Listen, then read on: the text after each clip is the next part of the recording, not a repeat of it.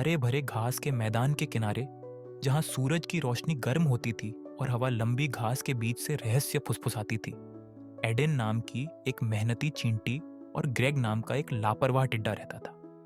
Aiden एक छोटा लेकिन दृढ़ निश्चयी चींटी अपना दिन भोजन इकट्ठा करने, बीज जमा करने और आने वाली कठोर सर्दियों की तैयारी में बिताता था।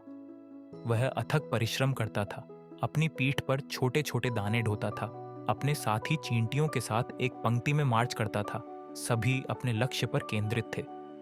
दूसरी ओर ग्रेग का जीवन के प्रति एक अलग दृष्टिकोण था। उसे एक पत्ते से दूसरे पत्ते पर कूदना, सूरज की रोशनी में आराम करना और टहनियों से बनी अपनी छोटी वायलिन बजाना पसंद था। एडेन, तुम इतनी मेहनत क्यों करते हो? ग्रेग एक दोपहर हंसा और एक खुशनुमा धुन बजाई। आसमान को देखो कितना नीला है, हवा को महसूस करो कितनी नरम। जब तक हो सके जीवन का आनंद लो। एडेन ने अपने माथे से पसीना पोंछा और आह भरी। तुम्हारे जानने से पहले ही सर्दी आ जाएगी ग्रेग। अगर तुम तैयारी नहीं करोगे तो ठंड आने पर तुम्हारे पास खाने को कुछ नहीं होगा। ग्रेग ने हाथ हिलाकर कहा। सर्दी अभी दूर है, अभी बहुत समय है। फिर वह घास के एक पत्ते पर कूद गया और एडेन की चेतावनियों को नजरअंदाज करते हुए अपना संगीत बजाना जारी रखा। दिन हफ्तों में बदल गए और जल्द ही गर्मियों के चमकीले गर्म दिन पतझड़ के कुरकुरे सुनहरे दिनों में बदल गए। एडेन और उसकी कॉलोनी ने और भी ज्यादा मेहनत की। पहली बर्फबारी से पहले खाने के आखिरी टुकड़ों को जमा किया। इस बीच ग्रेग खेलना और नाचना जारी रखता रहा। भविष्य की तैयारी करने के लिए कभी नहीं रुका। फिर सर्दी आ गई। कभी हरा भरा घास का मैदान अब बर्फ की मोटी चादर से ढका हुआ था। पेड़ नंगे खड़े थे, उनकी शाखाएं बर्फीली हवा में कांप रही थीं। भोजन की कमी थी और कड़ाके की ठंड के कारण एक भी टुकड़ा मिलना असंभव था।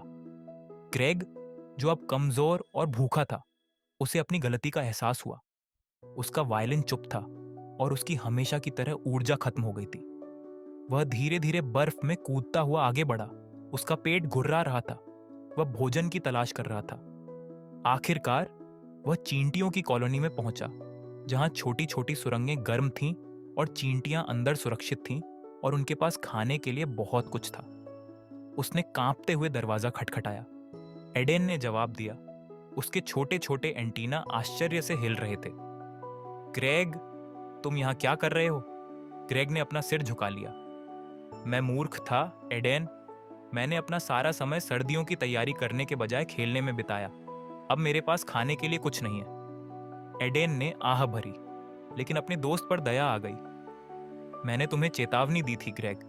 कड़ी मेहनत महत्वपूर्ण है, लेकिन दोस्तों को एक दूसरे की मदद भी करनी चाहिए। उसने ग्रेग को अंदर बुलाया और कुछ खाना बांटा। इस बार तुम भाग्यशाली रहे, एडेन ने कहा, लेकिन अगले साल तुम्हें भी कड़ी मेहनत करनी होगी। ग्रेग ने आग के पास गर्म होते हुए कृतज्ञतापूर्वक सिर हिलाया। मैं वादा करता हूं एडेन, अब समय बर्बाद नहीं करूंगा। अगले साल मैं तुम्हारी तरह ही तैयारी करूंगा। और इसलिए जब वसंत वापस आया, ग्रेग ने अपना वचन निभाया। वह अभी भी संगीत बजाता था, लेकिन वह भोजन भी इकट्ठा करता था। उसने सीखा कि जीवन संतुलन के बारे में है। कड़ी मेहनत करो, लेकिन साथ ही रास्ते में धुनों का आनंद भी लो। और उस दिन से एडेन और ग्रेग सबसे अच्छे दोस्त बने रहे, साथ काम करते और खेलते रहे, हर मौसम का भरपूर आनंद लेते रहे।